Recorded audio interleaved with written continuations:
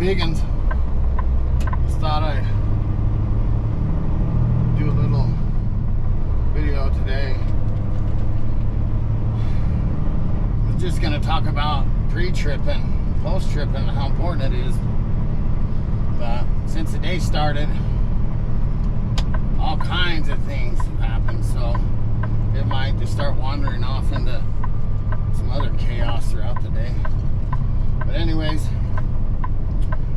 at least we're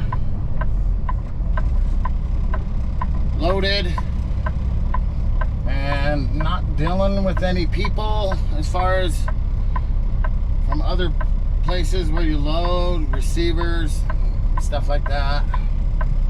Sometimes that can be the biggest pain in the butt. They're like little Pac-Man. They munch your time away on you. Before you know it, you're just sitting there,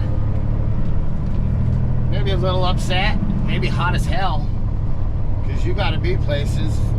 You definitely want to be home if you're on your way to be home. That holds you up. Yeah, so it's a kind of a fine line between who you're cool with and get to know, and then other ones who you get to know but you really don't care. So, but stay positive. We are rolling through this little town in Idaho, Auburn, just along the Snake River. It was pretty cool. Nice looking today, colorful. We're headed out, loaded, going back to Utah. But anyways, as far as how I was going to start, I was going to talk about how important post-tripping and pre-tripping is. I finally got my truck back, which is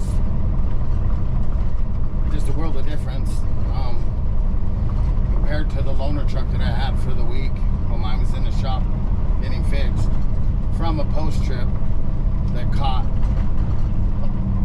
a situation that could have been a serious breakdown, or it would have been. So I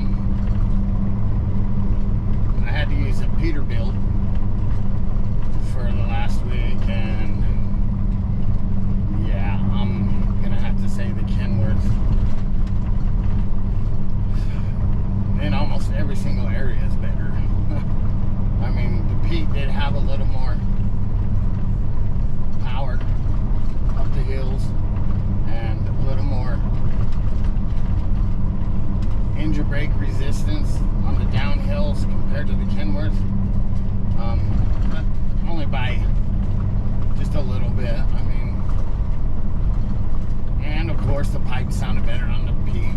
They were short and fat, so you know, of course they sound a little better. But I'm glad to have this old girl back. So anyways, last week when I had a load headed back from Idaho, and when I got back, checked the load into the customer, dropped the load, did my post-trip. While I was doing my post-trip, looking underneath the sleeper in the frame area at the drivetrain, I noticed that the carrier bearing